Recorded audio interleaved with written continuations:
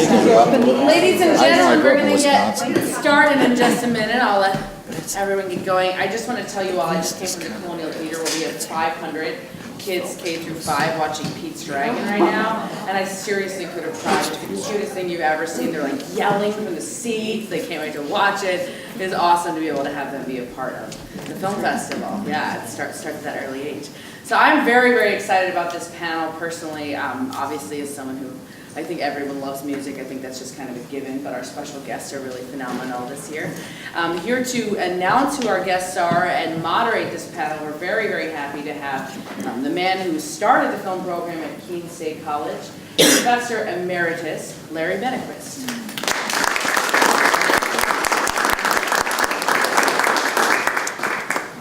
Well, I think our panelists should join us. Mike, Don, Kim, let's see you. Bill in the chair. Yeah. And if you don't mind, I'll sit with you here. What? Pardon? So I turned it off, right? We're off to a good start. Okay, I'll be careful with this.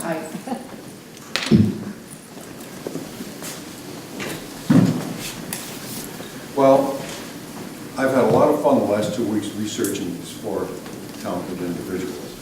I'm going to tell you a little bit about each one, and then I've got 7 or 8 questions to pose to them, kind of round robin, and perhaps after that, then they can take off, talk amongst themselves, whatever, and field questions from the audience. The fellow who has a dark shirt on is Don Baldini. Maybe many of you know Don. Don, presence here as a bass player, brings us back to the glory studio days of film scoring. His bass lines have been on the scores of Being There, The Winds of War, War and Remembrance as well. And I'm doing this in alphabetical order, by the way. Don first. It has nothing to do with his age.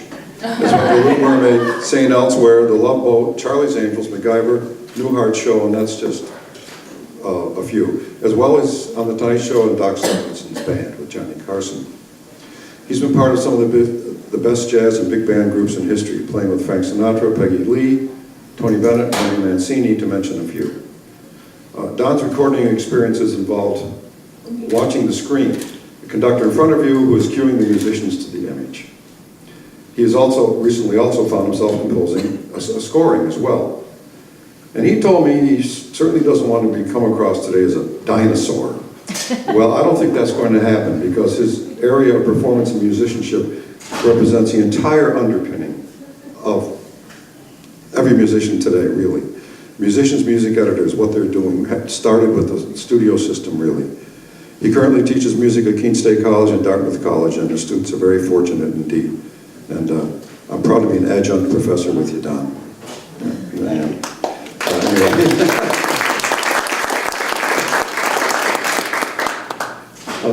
Sitting next to me here is Michael Hurwitz. He scored 2 feature documentaries and many additional projects, including a theatrical performance, Teatro al Cielo Aperto. Maybe later tell us a little bit about that.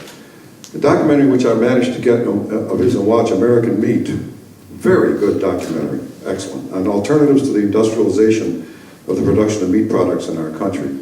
And it's not as grisly as it might sound. It's not full of animals being, decapitated and everything. It's a really good investigation of alternative farming methods. It has a wonderful scoring pattern. I was really liked it. Each segment of the film contains its own standalone piece. By the end of the film, it's as if you're listening to an album of original roots music while watching the film. It's really interesting. Michael composed a bunch of that. Listening to the work he scored, which is available on the internet, is a treat. I really recommend his score to The Giant Anteater. I loved The Giant Anteater. It's an animated cartoon. The music was terrific, but you should watch them all. What you will notice is a composer who is paying absolute attention to the needs of the narrative. A graduate of Berklee College of Music, he recently can be found performing on Cinemastasia, his one-person creation of musical accompaniment to silent film, which, as you might know, has been undergoing a real renaissance in recent years. Michael played his score to the silent Soviet-era film Man with a Movie Camera in Jaffrey last weekend as part of this at Mona. Haik Kacharian is an independent filmmaker, photographer, that's Haik on the end, and composer-musician, whose full-length feature, Please Be Normal, will be screened tomorrow at 2 o'clock. Produced, written, and directed by Haik, this film features Sam Waterston, as well as Elizabeth Waterston, Sam's daughter, who local folks will recognize from Aaron Widerspann's film, The Sensation of Sight. The soundtracks to Haik's films are striking amalgams of, this is just me speaking, he may disagree, striking amalgams of effects and interpretive instrumentations. It is as if the image creates the sound, and the reverse seems also true as you're watching. The sound seems to make the image. It's very interesting. His still photography is stunning. You see that on his website as well. His interview films, which I particularly enjoyed, such as this one with the improbable title, Hike, Take a Hike. Thank you for that. Show an extraordinary ability to draw out of people the most amazing personal statements. I get the impression that Hike has a deeply felt commitment to examine the world's problems, which are often rooted in a disconnect of people from the world and from each other. His website lists organizations and causes which he supports, largely in nations and regions where poverty and globalization have brought a lot of pain.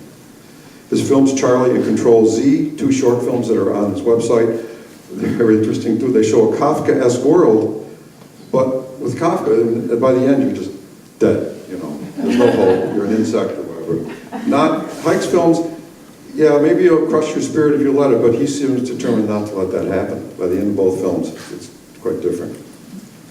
Kim Taylor is a songwriter, singer, performer, and actor. Her songs, as she puts it, connect us to the story that people are following. They do become part of the drama. One can understand why her songs have been chosen for the music tracks of One Tree Hill, Hawthorne, All My Children, and Justified, to mention just a few. Kim's songs are often commentaries on personas' attempts to adjust to the problems the world throws at us. Such songs can connect the viewer to a profound interpretation of the narrative. As Kim said in an email to me, her music is my own personal musical biography. Her albums, and you all were given a free copy in your bags, those of you, are striking in the amazing diversity of form the individual numbers exhibit. Plus, and Don Baldini will appreciate this, to my bass player's ears, her songs give the bass player lines that are to die for, not merely holding the bottom together, but straying into lead guitar territory. How dare you. In the film, I Used to Be Darker, which I purchased and enjoyed very much, Kim performs lead roles of Mother. She sings songs within the narrative of the film, which is a whole other way musicians can be in film, and might get discussed. And in the film, you see her perform as well as sing. And at the end, as the credits begin to roll, Kim sings this incredibly beautiful song called Days Like This, which you really should hear to believe, especially as she plays the guitar. The credits are kind of rolling on the right, and then it moves in the dark. It's very, very beautiful. So a big treat for me has been purchasing her music and learning to appreciate, I think, her great and varied talent. So, where's Michael? I did everything, right? So, first question, I'm going to start alphabetically again, Don, if you don't mind, and then we'll mix it up. Don't look so suspicious, this is an easy question. First, to all of you, when did you realize that either your music was going to find its way to film soundtracks, or that you wanted to create music for soundtracks, or maybe you never expected to create music for soundtracks, you had no interest in it, and somebody came to you, or that your musical art was finding its way into visual media? Was it a shock to you? Musician first, filmmaker later, or was it filmmaker first, musician later? How did that work? I want to start with Don, and then we'll go left, and then end with Haik. How's that? Okay? Starting with me? Yeah, sure. Well, I'm not actually a composer. I just basically played on the films. But for me, it was kind of a natural evolution of my career. I was in Hollywood. One of the reasons I went there was to play music for film and television. The one thing I did say to Larry, things are a lot different now. When I was there, you had a personal relationship many times with the composer or the arranger, and so they would write things specifically for your talent. If you, for example, were a particularly great improviser on the alto saxophone, they might say, behind this love scene, just do your thing, and you would improvise whatever you could do today it's a lot more disconnected from what I can gather. When I left Hollywood, films started going every place in the world except Hollywood. Very few films now are still scored in LA the old way. So, does that answer the question? I mean, Yeah, but how'd you start playing bass? I mean, let's go back really in prehistory. okay, I'll make this quick. Yeah. I started out as a violinist because when we were in school, we were given a test and I scored highly, and I went home to my parents and said, hey, I scored high on this music test and I want to play the cello or the drums. And they said, oh, you'll play the violin because Uncle Harry has a violin and here it is. And so I played the violin, and my soul was never there. I got pretty good at it, and I got a scholarship to Indiana University. And while I was there, quickly one night I was on my way to an opera rehearsal, and I'd never listened to jazz very much, and a fella down the hall was playing the Miles Davis Porgy and Bess album that he did with Gil Evans, which is probably that's my desert island album if I ever had to take one thing with me. And so I came back and we spent the whole night listening, and I thought, oh, I've got to learn how to do this. So I was a string major, not just a violin major, so I took the bass as my next instrument, and within one semester I was playing in the top orchestra at the college, so I decided to put the violin aside and become a bass player. And I went to Hollywood. I first went to Las Vegas and played all those shows and got to meet a lot of people, as it turned out, who were young composer arrangers who got eventually were either in LA or went to LA about the same time I did, and wound up getting shows. And one of the people I met in Las Vegas was a gentleman by the name of Alan Ferguson, who was a big-time film composer. And he and his partner had a show called Charlie's Angels. So when I first went to LA, in fact, my first date with Charlie's Angels, I was working with a fairly famous drummer by the name of Harvey Mason. And they had left the most difficult piece of music for the last part of the session because it was a chase scene, and it was in 5/4, and it was quite difficult. And we were playing, and the drummer and I both got lost at one point, but we managed to keep going. And at the end, the polite thing to do is like when you're in the NBA and you commit a foul, you raise your hand. And Alan said, what's the problem? I said, well, Harvey and I got lost at that spot. And he said, no big deal, because that's where the truck goes off the side of the mountain. The sound effects. And I thought, well, welcome to LA. That was my first. So you can make a mistake and the truck will cover it up. So. Kim, how do you feel about that? How did you get started? How did you end up on the... Check one, okay. How did I get started? Well, I mean, I was one of the ones that I never intended to have songs in film.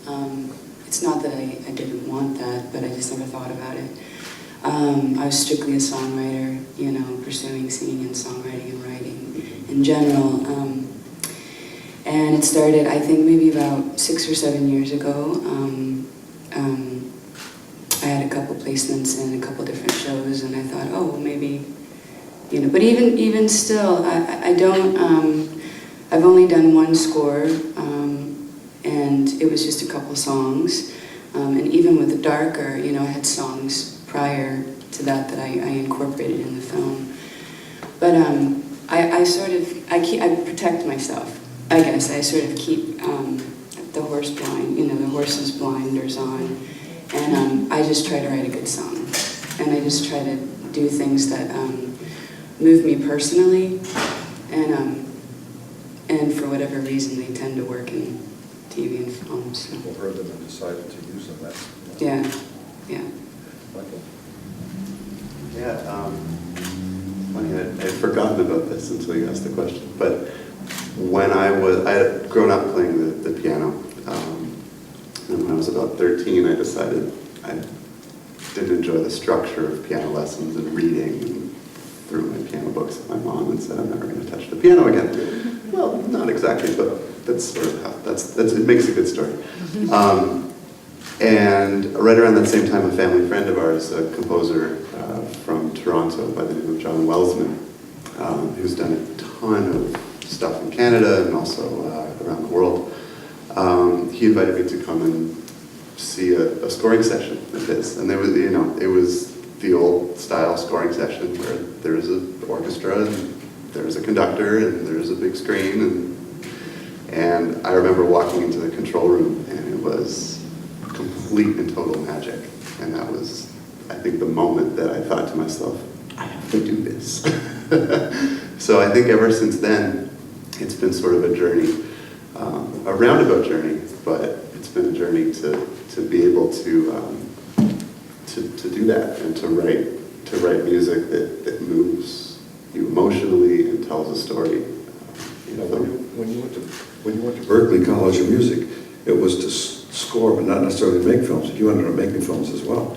Correct, yeah. So I actually, before I went to Berklee, I was doing human rights observation work in southern Mexico, and was working with an indigenous rights group there, and actually was helping them make documentary films to get the sort of injustice that was happening in their communities out to the world. And one thing led to another, and they decided, well, we don't have any music on these films. It feels a little awkward, and I was the only person there that had any kind of ability to do it. So I did it, and one thing led to another, and so, did a bunch of short documentaries, and then I realized, this is happening. So I decided to study and did the Berklee film scoring thing, and yeah. Mike? Well, I guess I could say I had two starts in life. First, I was born into a family of two generations of professional actors in Armenia. My father was a painter, director, an actor, my mother an actress. So I grew up exposed to a variety of art forms, very bohemian society. After the plays, there were people gathered in our house that discussed politics, discussed literature, there were musicians, there were photographers. So I will always been drawn to that world, and when I immigrated to New York at the age of 18 by myself, I already had the photography and the music, which I played since the age of 5, and the film, just because my father has been in over 17 films in me. And it was a phenomenal time in my life. I didn't consider myself a musician or a photographer or anything. We would play in clubs in New York and then go out and take pictures. And, but slowly that formed, and there was this interesting crossroad in my life when I had to decide, what I want to do, what I want to focus on, and suddenly the voice in me, which I really like, said, why don't you just do what you love? And I love playing music, and I love making films, and I love photography, and as I grow, these art forms grow with me, and they become something that I can speak about. Thank you, everybody, for that. I think that people might be interested in how this, Kim kind of answered this already, how the process differs from you as a composer or a musician, and how often the process has happened as someone has approached you for the rights to your music, which is then used with your permission, as opposed to being asked to compose specifically scored music. And Kim, if you wouldn't mind, because it sounds like most of your music is written as a music, you're not thinking about the films, but you have been asked to write for films, haven't you? Or no? You have been asked to write for films? Yeah, I mean, with the war film that I did, and I wrote a specific song, for that film. But I mean, my focus has been so much on songwriting, co-writing, touring, and then acting with Darker, which was a whole different world. I mean, it was the same. I never sought out to do acting, and to be asked to be in a film. My first answer was no. No, I don't think I can do this. So, but I still, I go to LA and Nashville a lot and write with people and record in, big studios, and it's, at the end of the day, I still have to come home and, like I said, protect myself and write. I try to write from an authentic place, and you have to let time, and experiences sort of go to the wayside so that you can find that, so. Have you ever been tempted to not let someone use a film in a project because you thought it might be inappropriate or you didn't want it used in a film? Or,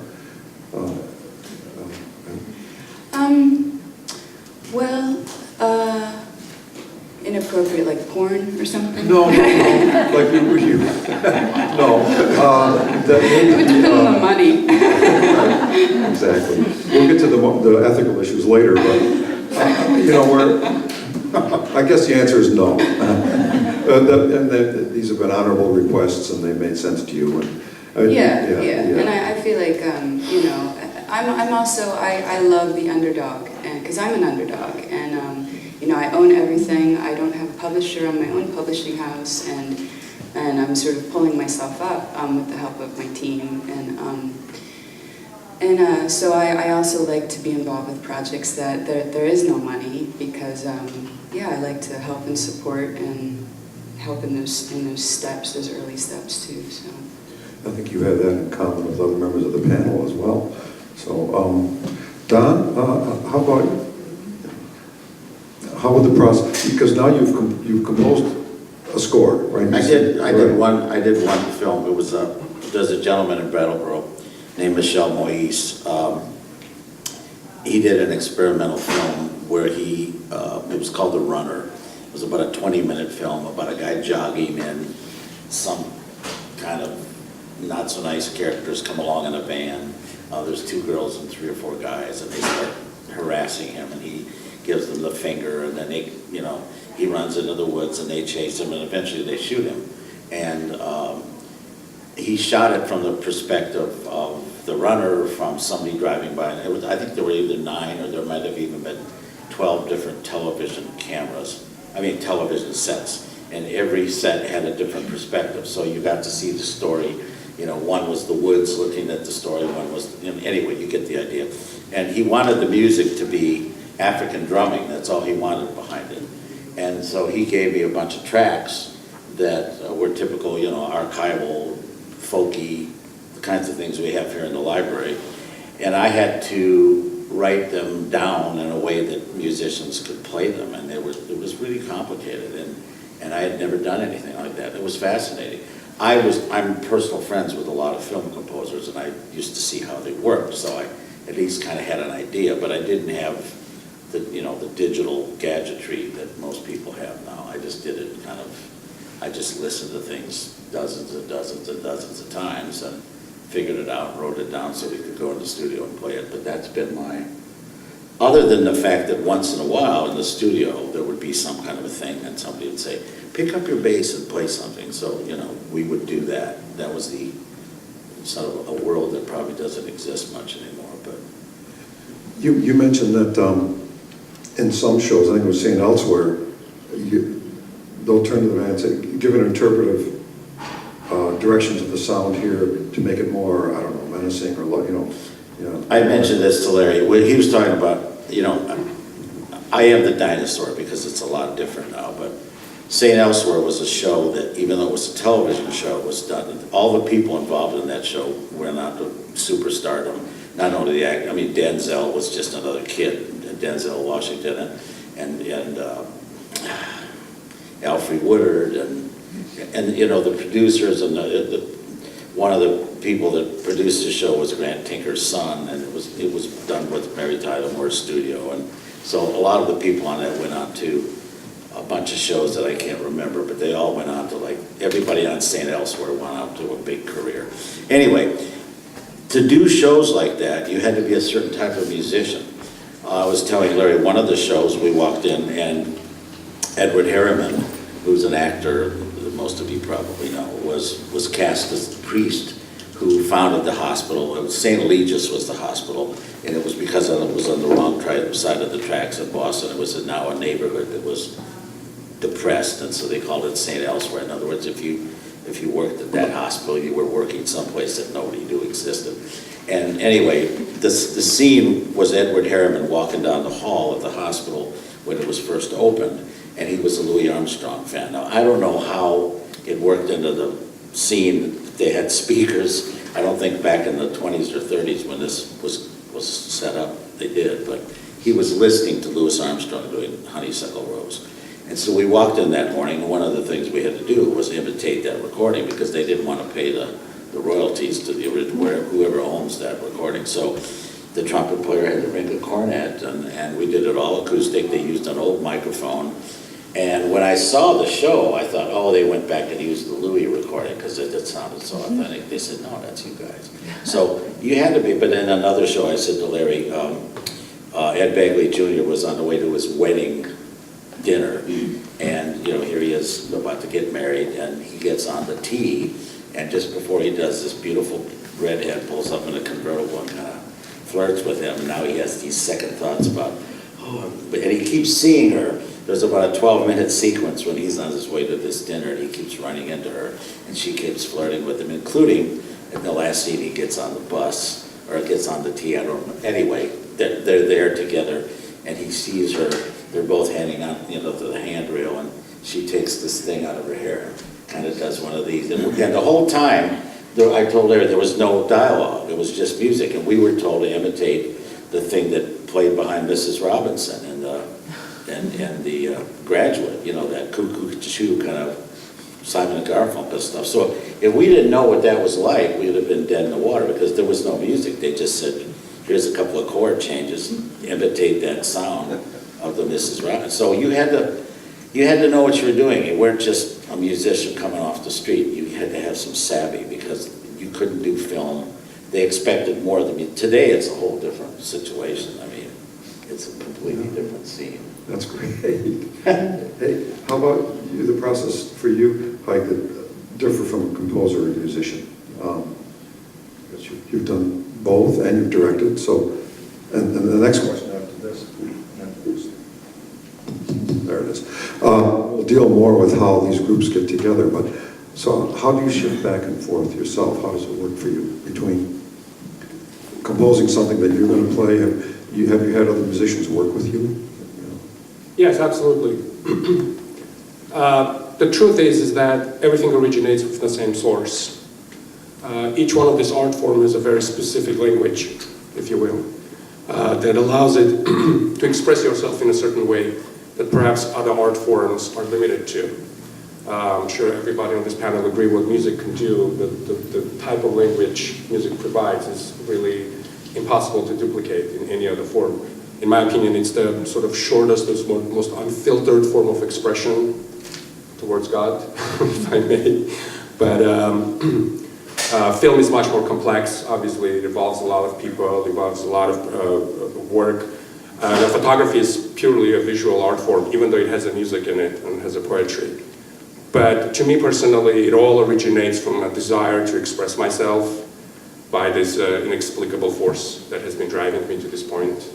And then, each one sort of comes out in its an organic form and finds its spot.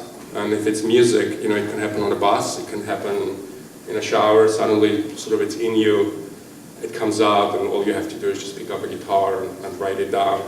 And at that moment, then you refer to authenticity.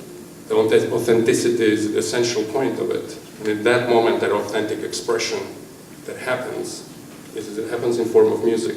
Then much more complex issues that are within yourself and require a longer participation, longer work, and the collaboration turns out to be film, and photography is just the magic. It's always there. Mike, how about you? How does that magic moment happen for you, pulling it together, a composer, musician? Well, I think, a lot of my role, I guess, as a composer is translating the artistic intention and the intention in storytelling of the director and the filmmakers.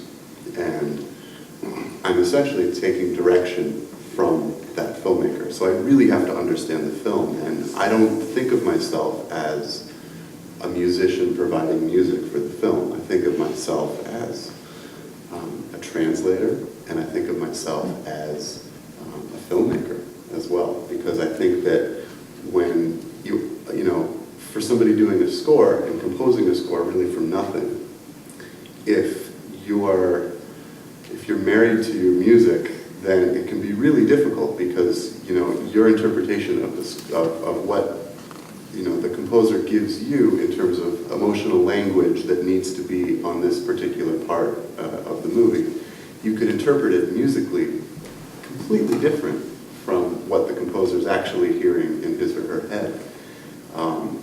So I tend to really focus on what's happening in the story, why. There has to always be a reason for music.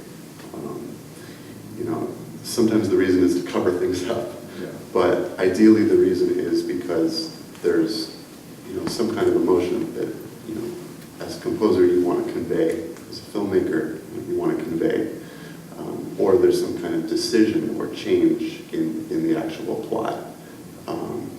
And if you can't answer those questions in a succinct way, I think that music doesn't need to be there. You know, so I'm always really interested in this sort of gray area between where emotional language interacts with musical language, and we were talking about this. That was going to be my next question, which you fed me over the phone. It's a great question, which is,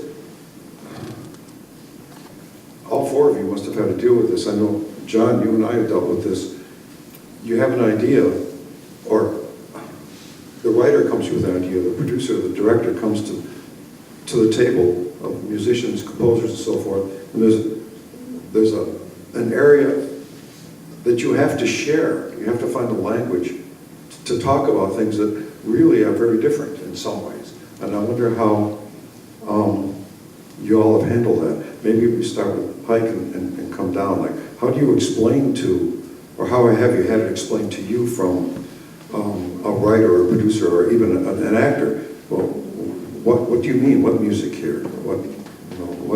How does that get put in that place? What language do you use? What translated code system do you use for a musician to talk to an editor, to talk to a director, to talk to a camera operator, or something like that? Yeah, it's a great question, and I guess the best example would be to talk a little bit about my film. By the way, everybody's invited. Tomorrow, 2 o'clock, please come watch our film. I think we have a magical film. For this film, Please Be Normal, we struggled quite a bit for the music. I certainly didn't want my music to be in it because I felt that it should be open and I should invite other people and bring energy and creativity of other people. But we went through months and months and months of search. None of it quite worked. And what I understood is, to come to your question, that I was not being able to really explain instinctively what I feel. And then it dawned on me that what music represents to me, because I do music and film separately, is in this particular film it was almost like a Greek chorus. It functioned as a Greek chorus. Of course, as you know, Greek chorus in the Greek theater is not just the music on the top of the narrative, it's a narrative itself. Right? It expresses an opinion, it expresses an emotion, and once that became apparent to me, and all of you can see in the film, everything came together. So we were very lucky to get the music of a quite well-known band, Stars of the Lead, that had that kind of a spacious sound to it, but had a lot of personality and a lot of depth to it. And once we put that music in the film, it created a persona, it created a character. And there was no need to explain anymore. Suddenly, because the character in my film is largely mute, he's unable to express himself, he's unable to find a conflict within himself. And suddenly the music opened that door, and we understood what this person feels in the most organic way without adding extra text or voiceover, which I'm not a big fan of anyway. And that kind of a Greek chorus, the voice that comes in out of nowhere and tells the audience where to go, and tells the audience the emotional state of the main character, was a perfect fit. And it sort of all came together. So it has to work, but as a director, for me personally, you need to understand for yourself, what does the music represent in a film? Is it a background? Is it a lyric? Is it a message? Or it's a character? And in my film, it was a character, and we were very lucky to have it. Very interesting. Don, you kind of answered that a little bit. Well, I'm not a writer, but I have a lot of opinions about this because I had a lot of friends who were composers, and I would see the agony they would go through over a scene, and then I would see what happens when it would all come together, and because I was their friend, I would often go in the booth, and there would be some a lot of times it was attorneys, unfortunately, who were representing the company that was putting up the money, who knew nothing about music, who knew nothing about art. It was all about the bottom line. But they had an opinion because their dad was important or their uncle owned the studio or something. And often what their idea of what was appropriate was completely inappropriate. And it was interesting to see the compromises or sometimes the battles that were not won and what horrible music wound up being put behind scenes. And then there's movies that were maybe not so good that the music actually saved. I was just, the other day, I'm a huge film buff. I should have probably been a film major. I've seen hundreds and hundreds of films. And when I was doing them, I would always look at them in the perspective like, well, if I was the guy that was doing this film, if I was the producer of this film, what music would I use? And one of the films that I like to use as an example, I thought it was a mediocre film, but what made Rocky such a great film was Bill Conti's score.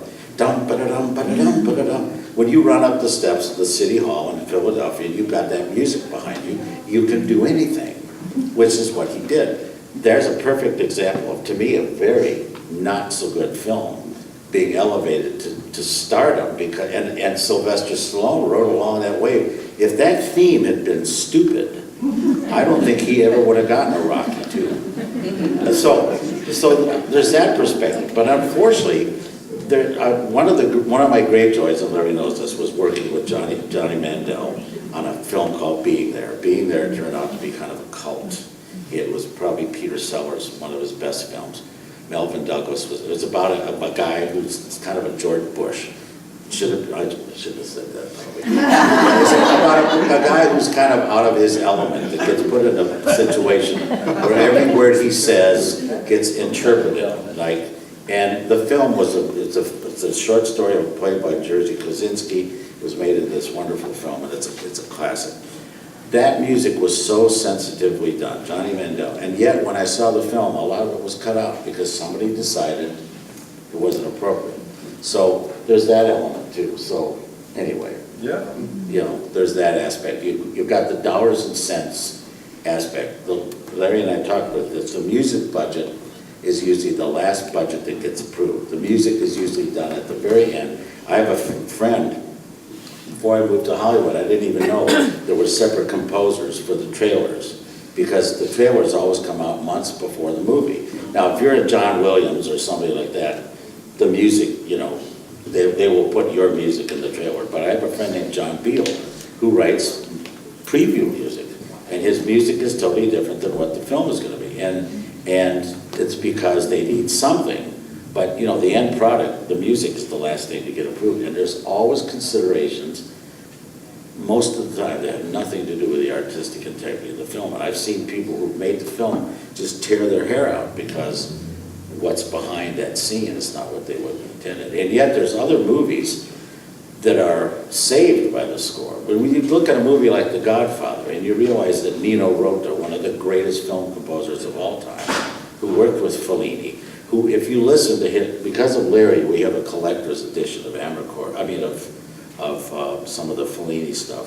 And, no, excuse me, it's in my collection. I've got a Godfather collection that talks about the scores. Take the credit. I'm getting another film mixed up.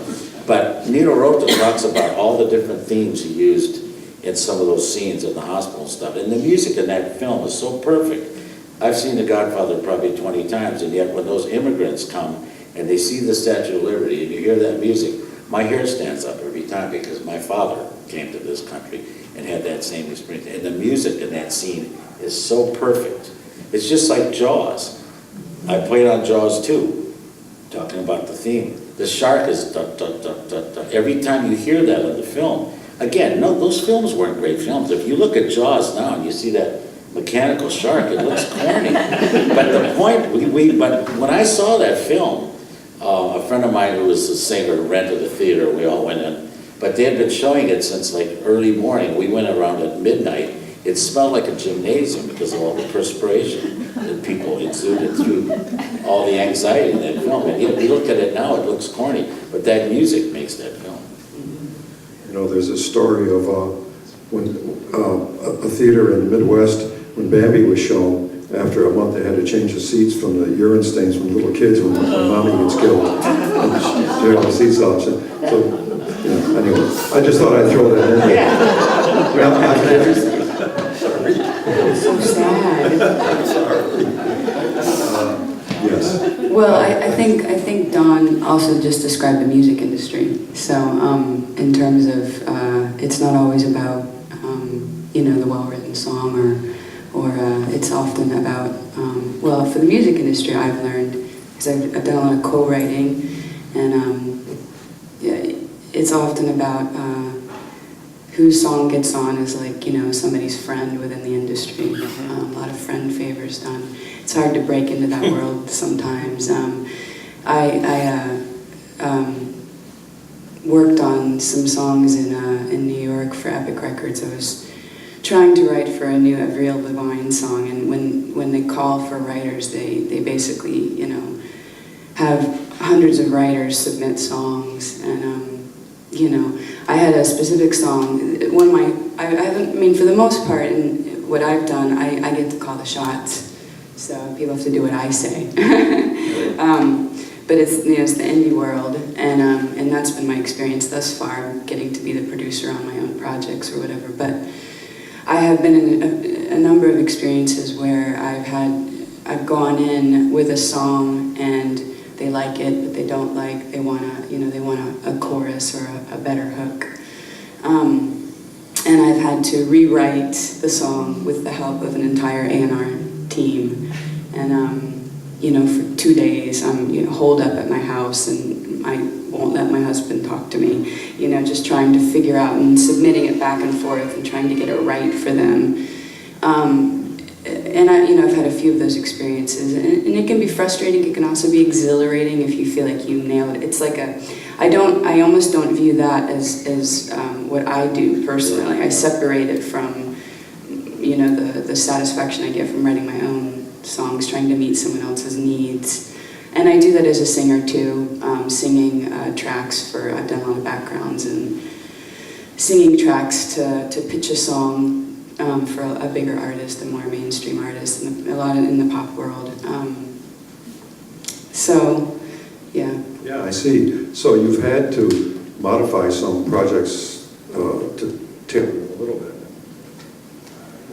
That might not be crazy about it, but it doesn't work and it can be rewarding. Yeah. Sounds like Yeah. that. Michael? I don't think I've ever worked on a project that version 1 has just magically been, oh my God, this is great. I love it. Perfect. Don't do any more work. I mean, that's a pipe dream. And I think there is a certain kind of zen that you have to have, because your version 1 as a professional, you're submitting something to someone that you believe in 100%. And I will never submit something to someone that is kind of half-assed. It's just, I won't do it.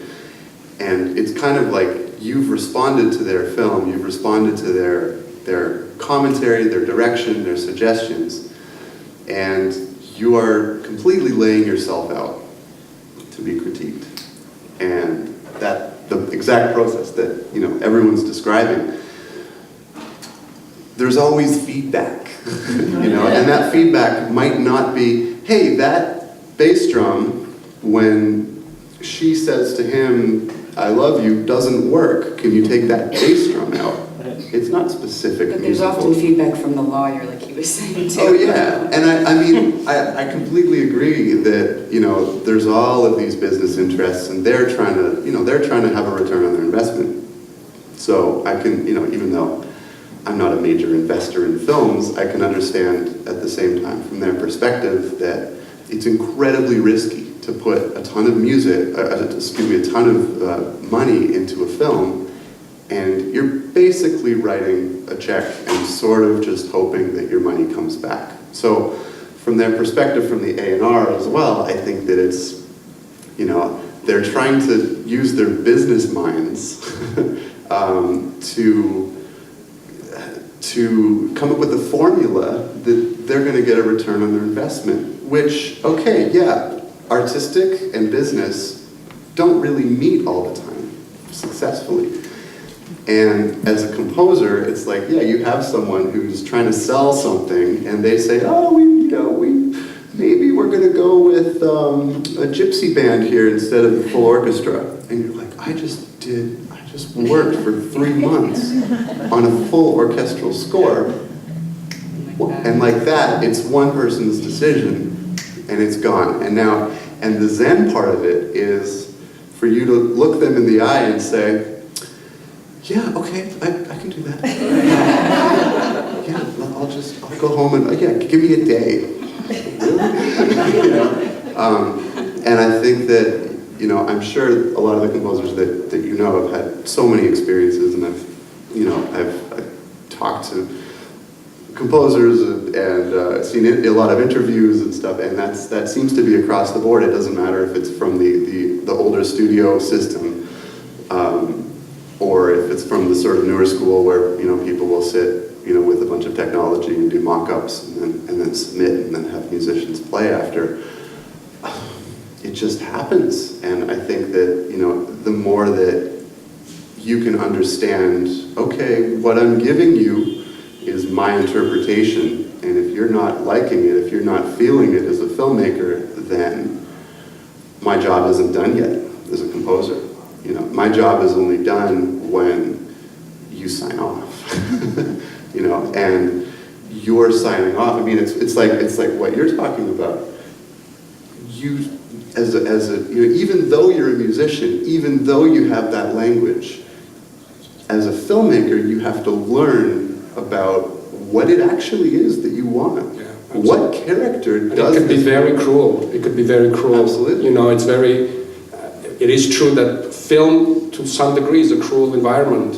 And I personally, myself in this particular film, we had to make some really tough decisions, and I felt for a creative person in front of me, and approached that individual with tremendous amount of respect and love. But sometimes you just have to say, not only, not particularly in my case, but not only, go home and do it again, but what you've done for the past 4 months will never work.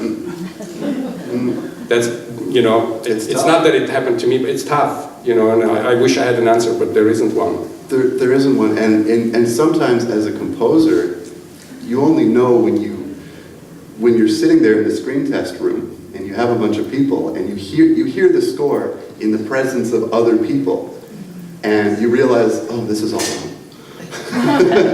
What I've done, I thought it was right. It's all wrong. And it's happened to me that I've gone up to a director after and said, I'm really sorry.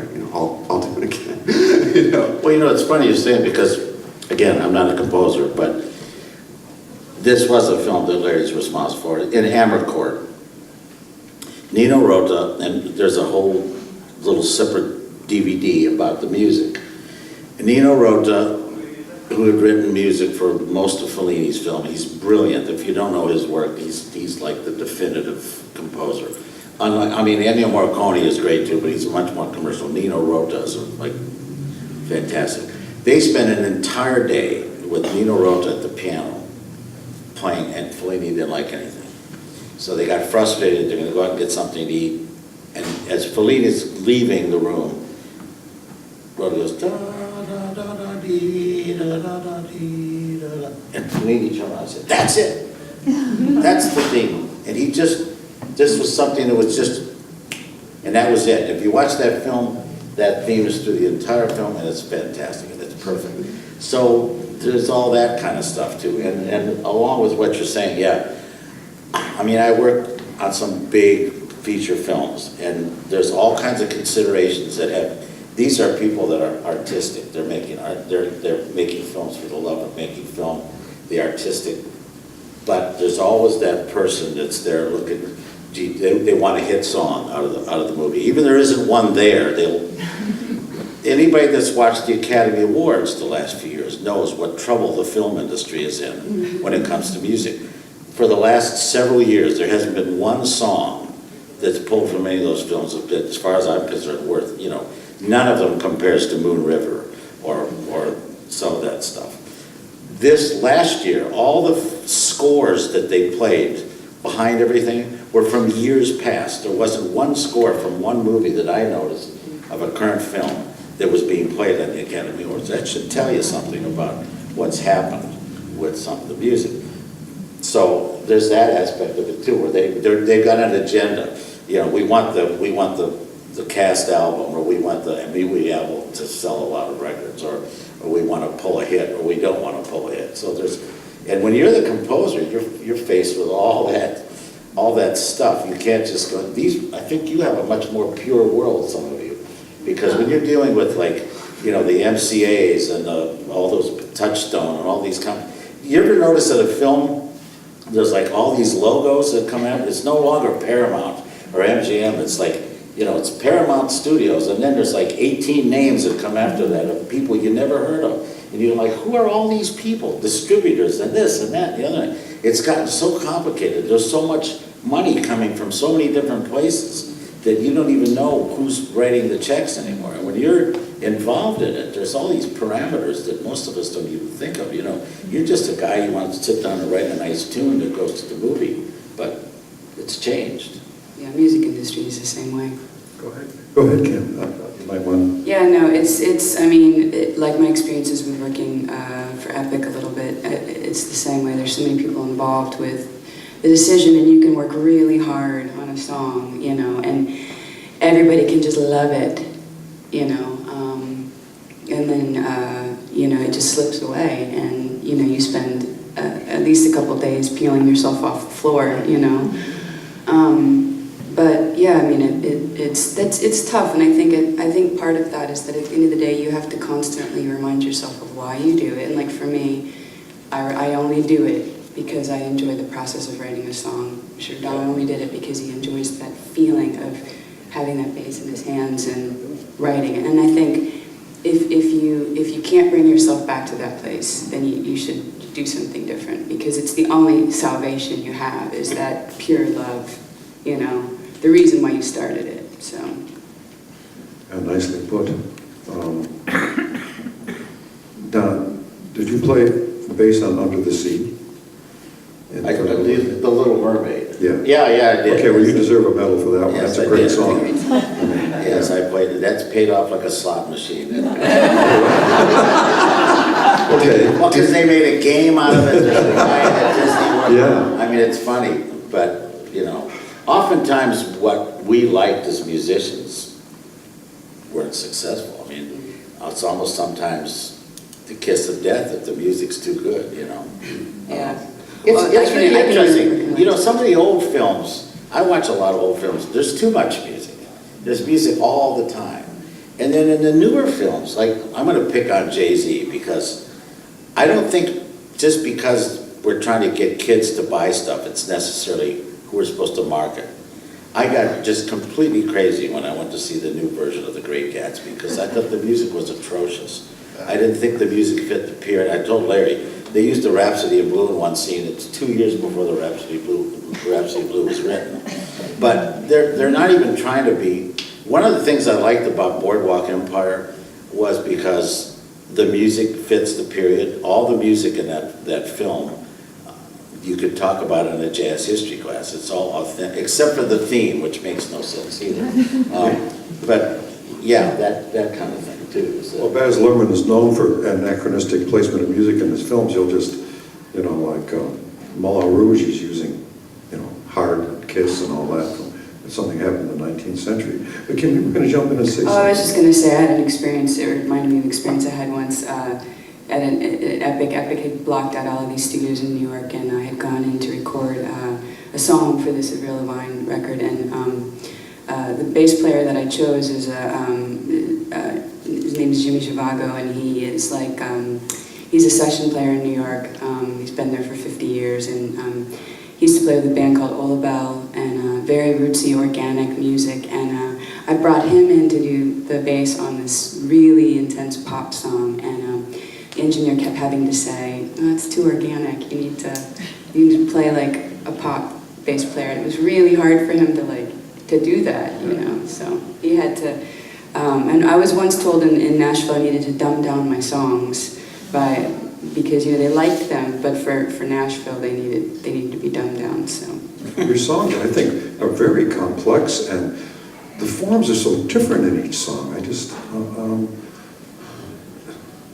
some of the musical traditions you pull from, I don't even think I know. It's just, I think they're fascinating. Well, I have a question for all of you. In your work, I often sense, and sometimes very overtly, a need to attach your music or acting talents to projects, or even to produce films which examine social issues.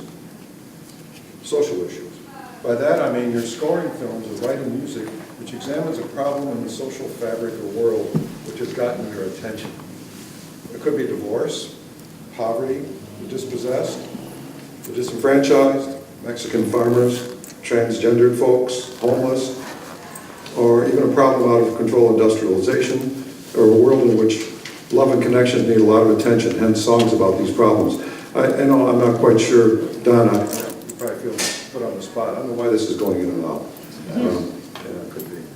Anyway, but if you wouldn't mind trying your hand at that, I'd like to know how you see your film, your work in the social context of what the world needs.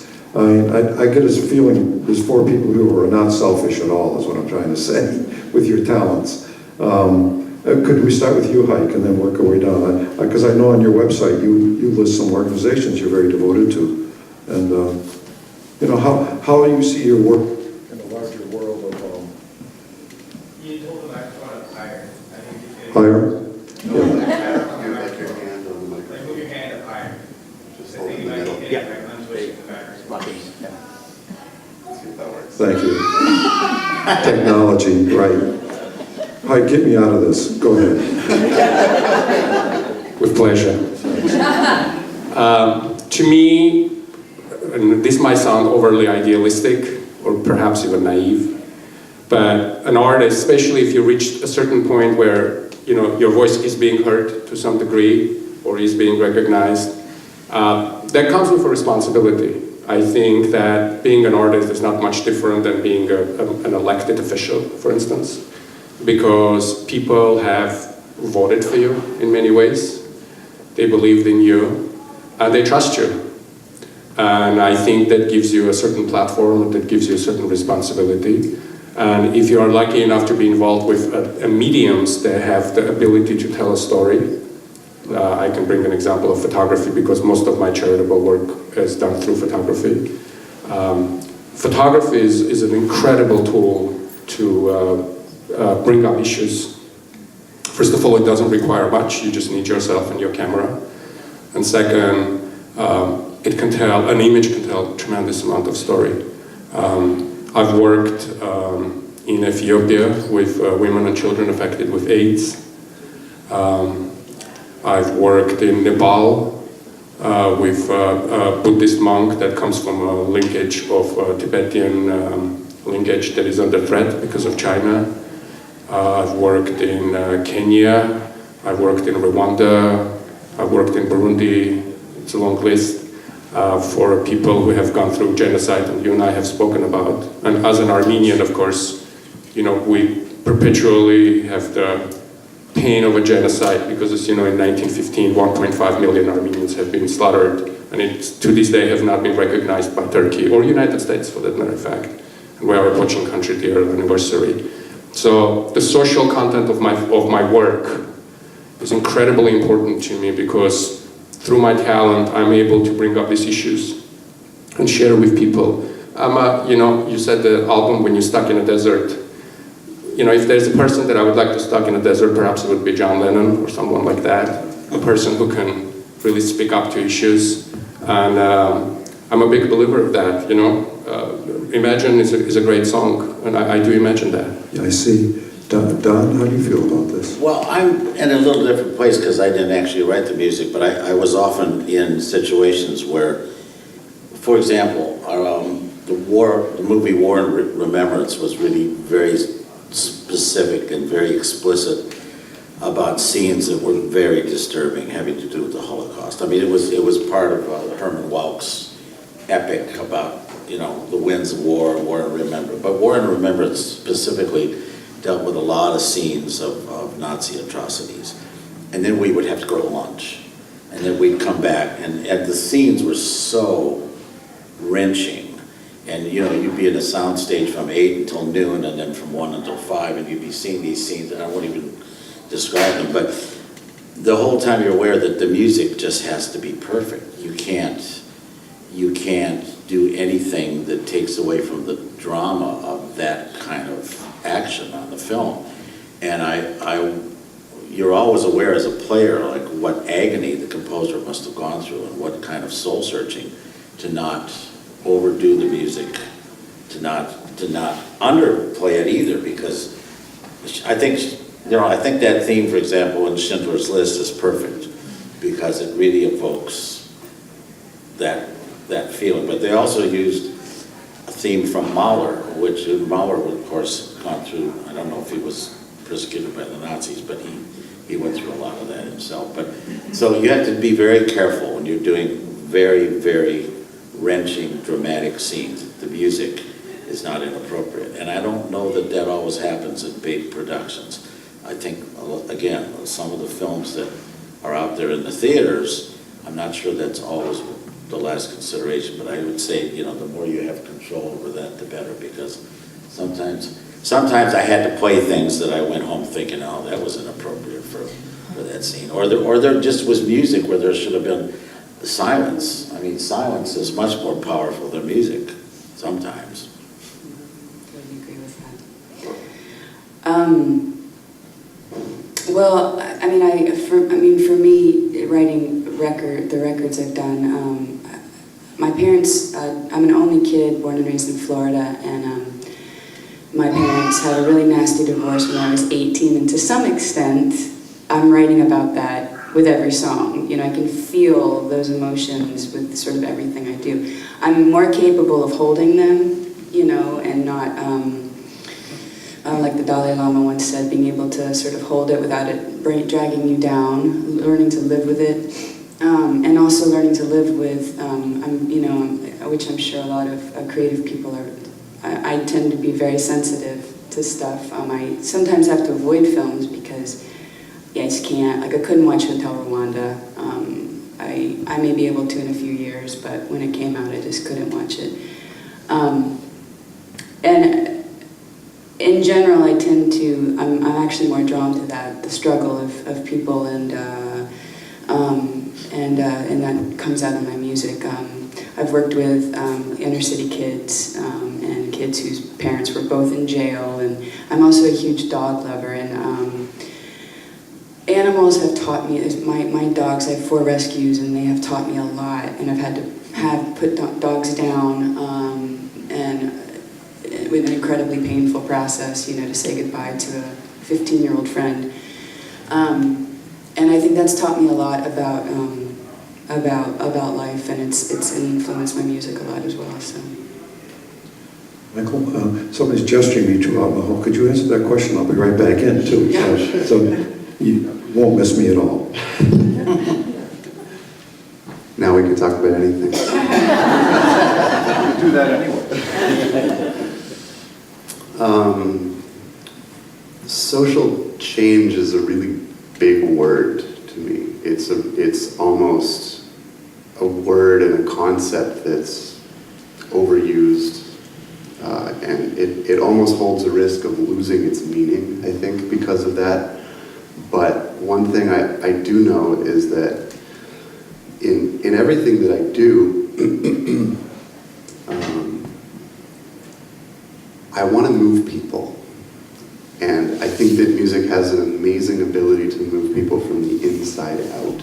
And I think that that's one thing that it can do to a film, is a story that's been told without music. As soon as we hear music, we start to feel it. And that's, you know, I mean, music obviously touches the heart in a way that nothing else really can do in the same way. Music was the first language, right? Before we could say, look, there's a tiger coming at me, there, you know, we could play the drum or sing. And I think that my intention from the moment that I started to really open my eyes about what film can do, my intention was that I hope to be involved in projects that move people. And what I mean by that is obviously move people emotionally, but at the same time mobilize people. And I think it's, you know, what everyone's really saying is really the same thing in some ways. We want to, you know, as artists, we want people to respond to what we do, but, you know, if we look, you know, because we have that ability, I guess, we're able to hold a lot of power, because, you know, if we can move people emotionally, then, you know, it can become quite powerful. What's interesting, I think, is to be aware of social issues, be it divorce or be it genocide. It doesn't, you know, at the end of the day, we as artists feel with our hearts, and we want things to be better in the world. You know, in the future, we want things to be better than they are right now. And I think that that's the glue that holds filmmakers and musicians and viewers and everyone together. We go to a movie, we want to hear a great story. We want to leave the movie feeling, oh my God, that was incredible. It doesn't matter if it's drama, if it's a documentary, if it's a comedy, it doesn't matter. We want to have that feeling, right?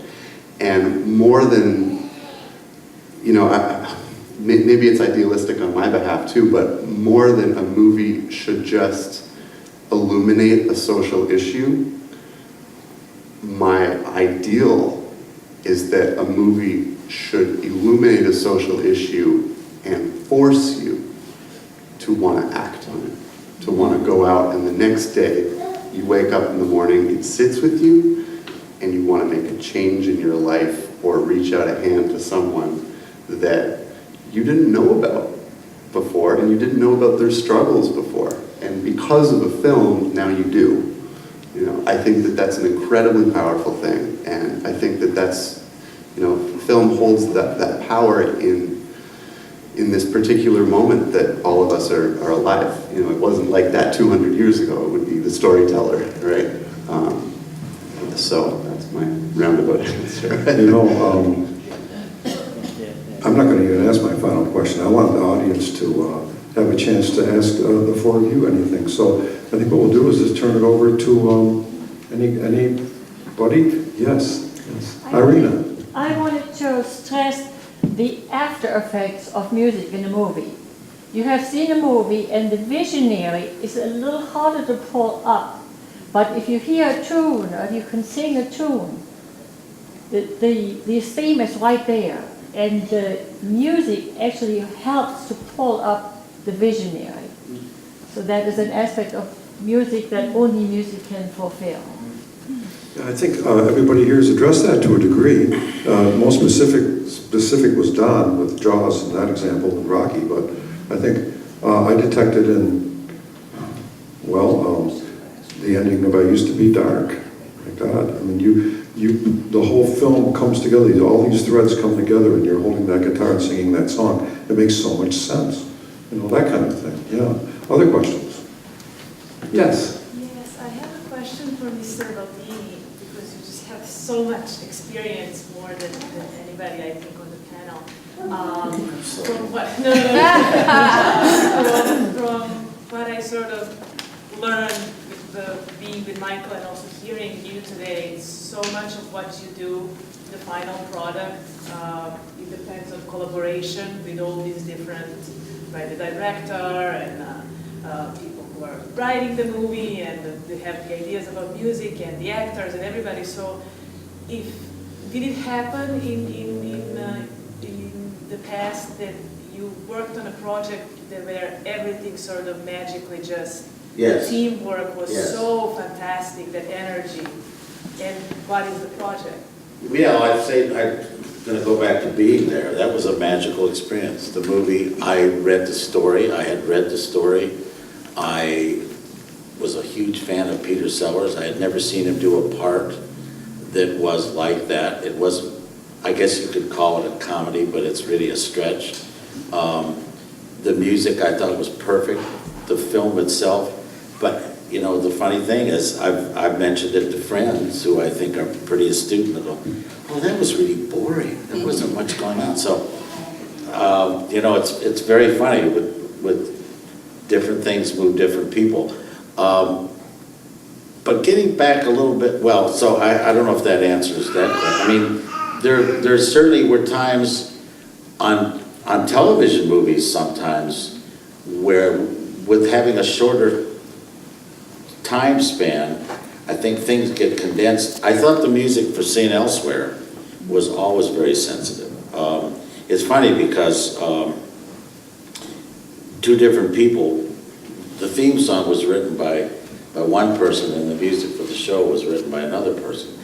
And because there were so many hospital bedside scenes in that series, there was a lot of sensitivity that had to be shown.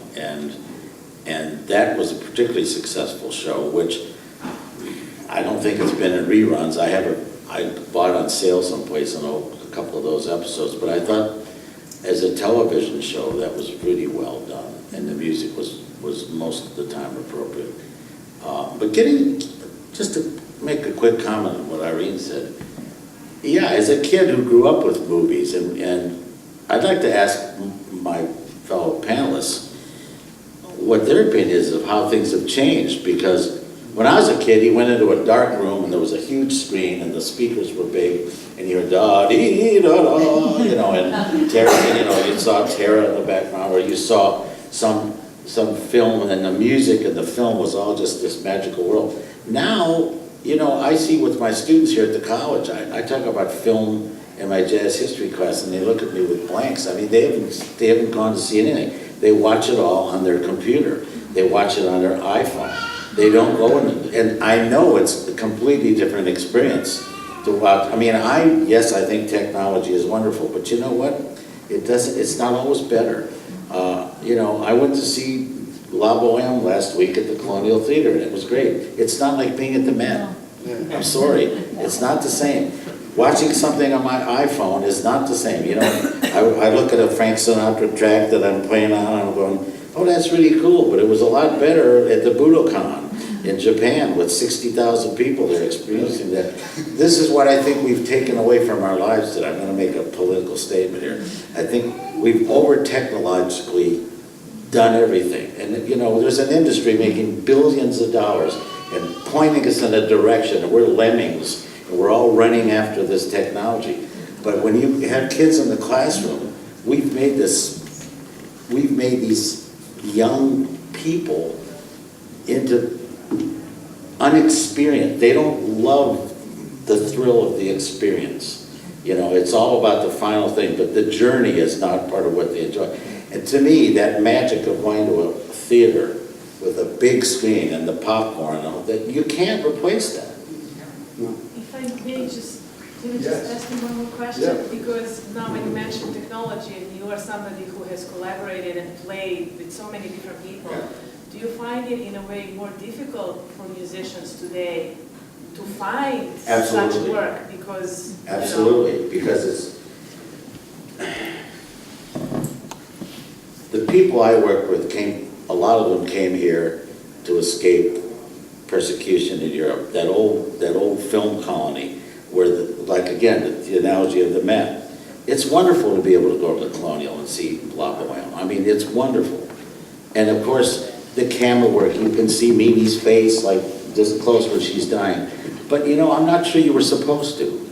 I don't want to know if Mimi's got a zit on her face. I want the magic that you know what I'm saying? Sometimes just redoing everything is not always good. Sometimes things are, I do a lot of opera in the summer, and a lot of opera was conceived to be performed in small theaters in Europe that were not gigantic.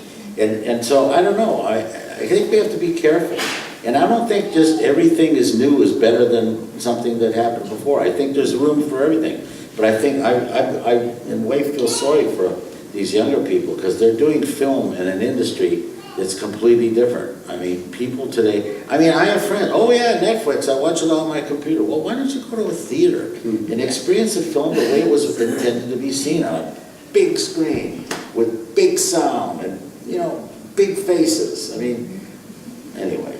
Two things, Don. One, I can see why your students love you. But secondly, I don't know about that dinosaur remark. We might have to revisit that. Just kidding you, you're right. Other questions? I think that's awesome. Anything else? John, you have any questions? You a musician yourself? Anybody? Yes. I have a question for Michael. You were mentioning that you want to move people to action, and having just seen your program at Cinematasia in Jaffrey at the Park Theater, I was curious what you might have been wanting to call up for people to take action. Did you have any thoughts about that in that particular? Sure. It's from the position of the viewer. I'm trying to incite people to look back on where film came from by doing that. And I think that, it's sort of, in a way, it touches on, Dawn, what you're saying, because we live in this hyper-technology world. And I'm trying in that project, for those of you who don't know, it's a project where I have 3 or 4 different keyboards and a guitar and an accordion and a clarinet, and I use a technology called looping, which is basically I'll be playing something, recording it at the same time, and then I loop it back and I move from instrument to instrument and can build orchestrations and mix things in and out. So what I'm sort of doing is I'm trying to have people, understand, okay, this is like a really modern technology. We weren't really able to do this on this level 5 years ago. But it also calls back to the old theater organists of the silent era. And by showing silent films from that era, I think, for me, I don't know from the perspective of the viewer, but for me, it's really interesting because it's sort of like the old meets the new. And wow, what is that movie? Where did it come from? How there were filmmakers there? What was going on there? What are other films from the same region, in the same era? And wow, that was a documentary. That was weird. I didn't know there were documentaries that were so, so I think all of these questions, and then even if it's something, so small as just the next day you get up and you think, well, I'm going to Wikipedia that film. And as we know, that can lead to this whole sort of floodgate of exploration, I think. But I wanted to touch as well on what you were saying and what we've been saying, and I'm remembering this amazing little soundbite from Prince that says, "If you're not on top of technology, technology will be on top of you." And I think it's incredibly interesting that he said it in the late 80s, and now we can feel it more than ever now. And I think what's so important is that we're not dominated by all of our technologies.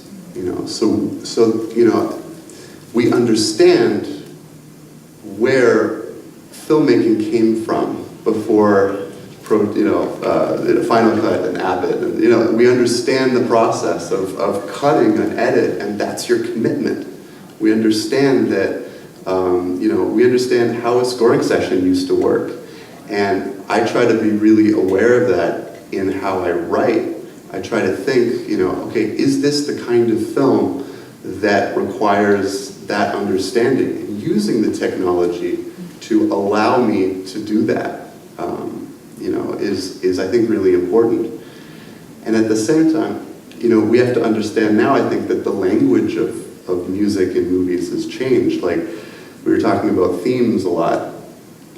How many of you can remember the theme from Gravity? Non-existent, right? Exactly. And what's really interesting is it was still a really powerful film for me, right? So recalling the film, it's not a melody that helps me recall, but it's an emotion, and it's something that happened in the score that led me there, right? So the way that we're hearing melody, the way that we're hearing harmony, the way that we're hearing extended techniques of instruments and orchestrators, using hands inside the piano and different soundscapes and different things are allowing us to get into an emotional world that has evolved. You know, I think since the 60s and sort of, and you know, Easy Rider, I think, was sort of a landmark film that it was a song score. So that was a major turning point because, you know, And graffiti too. right, Yeah, exactly. you know, production companies realized that they could sell these soundtracks and make a lot of money. So that sort of changed the language. And then in the early mid, late 80s, the introduction of computers obviously changed the language as well. So I think now, you know, 30 years after that, 25 years after that, we're kind of trying to make sense of all of these things happening at the same time. You know, the history, the new technologies and everything, and putting them together in a way that has never really been done before. So for me, it's exciting, but you have to be conscious of not being a slave to the technology. Can I just say something about Sure, technology? please. Not to start an argument, but I want to give a defense of technology, and that would be, for me as a songwriter, as an independent songwriter, to have a career. Still, I often can't believe that I have a career, and a lot of it has to do with the fact of technology. The internet has made it. I mean, I think one of the positive shifts is for someone like me, I can survive with, you know, a really well done website, and, you know, because I own everything, iTunes, all of my songs on iTunes, you know, it's like, you know, you pay 99 cents. Since I'm not owned by a major label, I get 79 cents for every song you buy of mine, and that's how I survive. And that could never have happened. I probably wouldn't have been a musician, you know, during whenever Don was in Hollywood. It was really geared back then towards, you were so dependent on the major labels. And that landscape has totally changed, not just for music, but for film. I mean, we're here at a film festival with only independent films, you know. And I think that's the positive. At the same time, I think that my generation and older generations, we have a responsibility to try to point, you know, I have a 15-year-old son, I have a responsibility to point him towards the past, towards old films. We go on old film kicks, you know, I just introduced him to Harvey, the film Harvey the other day, and he fell in love with it. I limit, you know, his use of things like a cell phone or iPad or whatever. At the same time, as a working musician, when I do a mix of a record, I have to do a mix for the iPhone, unfortunately, because it's a very different. And I do it for vinyl. I do a mix for vinyl, which for me, you know, that's the best place to hear. It's the best way to hear. Other than a live show, listen to vinyl, and I still listen to vinyl. But I have to do a mix for vinyl, a mix for CD, and now a mix for iPhone. And I remember, even for computer, I remember arguing with my producer, you know, and he's like, he's you know, in his 60s, and he's just a very old school musician. He brings so much richness to my music, but he doesn't have any technology. And I'm like, I have to do, because I have, you know, I have had songs placed in films that are really popular with teenagers. There's this made-for-TV film called Cyberbullying, and I had a big song in it. And I have kids they listen to music two ways: their iPhone and YouTube. That's where they get their music from. And for me, like, I still want to move that generation, in spite of, you know, really the challenges. I don't envy my son's generation at all. Having all the distractions, I mean, the age of the internet, in some ways, you have to really work, you have to really fight against it and limit it. But I do think, again, it's important to show them, you know, older films, teaching them the history of film, where music has come from, and so. Yeah, I also need to say just a couple of words, because my film that's going to be screened this Saturday would have not been possible without technology. It's really, to me, and I fully agree with you. Oh, I'm not anti-technology, No, I'm just saying. and I'm sure you're not. And your point, I'm not. Absolutely, I agree. Whatever you said is correct. We do need, there's a magic in a movie theater that cannot be replicated, period. Oh, yeah. It's just, it's a, if nothing else, aside from the screen and the sound, is a collective experience. It's when two people come together. You mentioned Sinatra's concert in Japan. Yes, you have 60,000 people coming together. That cannot be replicated, no matter how much you watch it on YouTube and anything. But we were able to make our film because of technology. It's important. I mean, if we look at a history, when Kodak came with his little camera, all the photographers that carry their cases said, this is it, this art is over. Now everybody can snap a picture, and look what came out of it. I'm very, very happy that, everybody can make a film now. I'm happy that people can make a film on their iPhones. I think it's a true democracy. And, things are moving forward, and we need to, the fact that the kid can open his iPhone and look at that concert that otherwise would have probably been lost to the history. Yeah. I think it's a huge advantage, and I mean, it's created by people. By default, it's faulty. We're all faulty. None of us is perfect.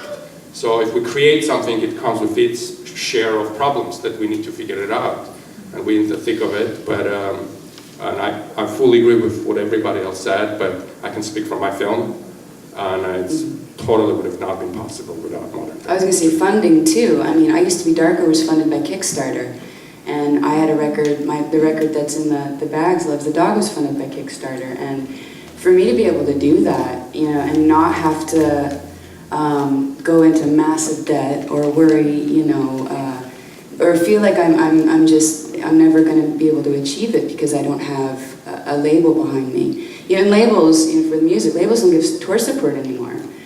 So I mean, you really have to. I'm really dependent on fans and the people that like my music to keep going. I think in the indie world's like that too. But I do think it levels the playing field a little bit, which is interesting. So.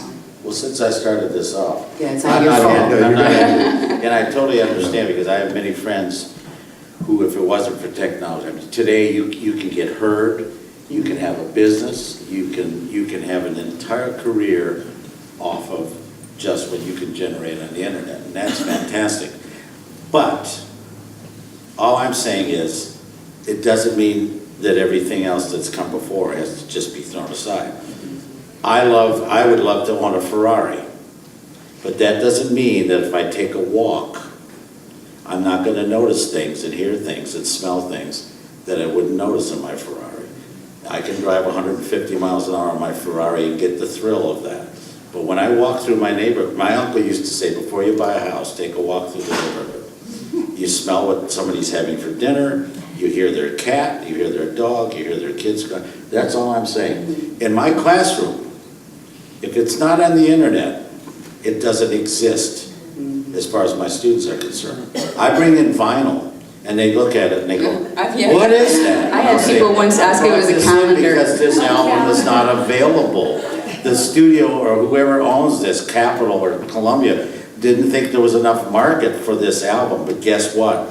This is a fantastic, so that's my only point is, and unfortunately, because technology is so accessible and there is so much on there, they have a reason to think nothing else exists because they don't go to libraries and they don't sit down with it. And so all I'm just saying is we have to be careful that just because we have technology, it doesn't erase everything that went before. And I'm just seeing from the standpoint of being a teacher, it's starting to erase all that.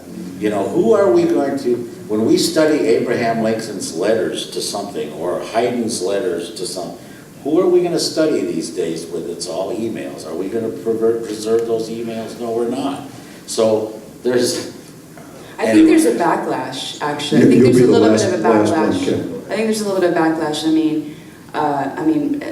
I think more. There's a lot of bigger musicians I know that are doing things like where they only. I know vinyl's having a huge backlash. It's having a comeback.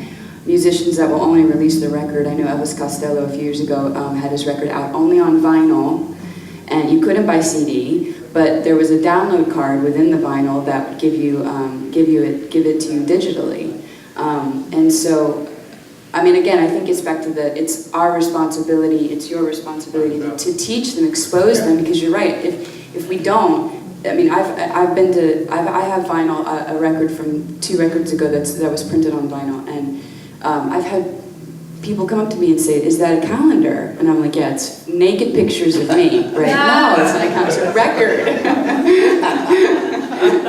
Like, no, so, Musicians are interesting. It takes them a while to warm up, but you can't shut them up. I wish we could just keep going. I mean, but it's 20 minutes to 12. I'm really sorry. I would take an intermission and keep going, but I guess we really can't. This has been a wonderful group of people. Thank you. You're so generous for coming.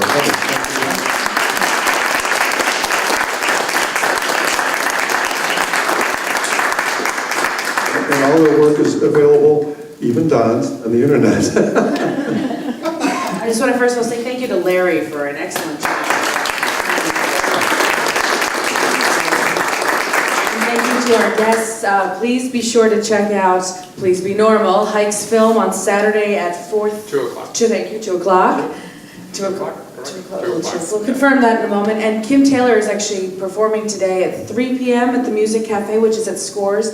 Please come on in, you can have some lunch. If you are a VIP, you get half off of appetizers by showing this badge. Where's Scores? Where's Scores? Scores, it's on Railroad Square where Local Burger is. It's right behind it. And it's a new place, new owners, and they're all about community involvement and trying to give a new face to this space. Yeah, new space to what Railroad Tavern was. So please come out and support them. They're trying to create a family-friendly environment.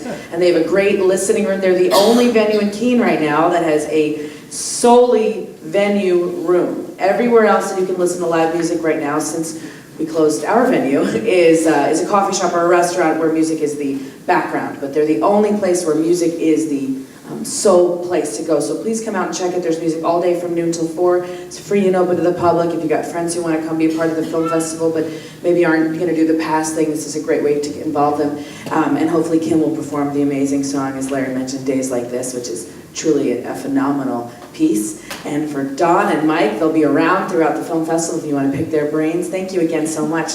One more thing. If you are interested in film, and as Irene was talking about how music recalls memory, there's a wonderful film tomorrow morning at 9:30. It's called Alive Inside, and it's about how music is helping patients with Alzheimer's and dementia. And it will slay you. In our tech screening, everyone was weeping. I mean, weeping. It's a beautiful, beautiful film. There's also another panel in here tomorrow morning at 10. It's a Women in the Film Industry panel, which has a quite impressive lineup as well.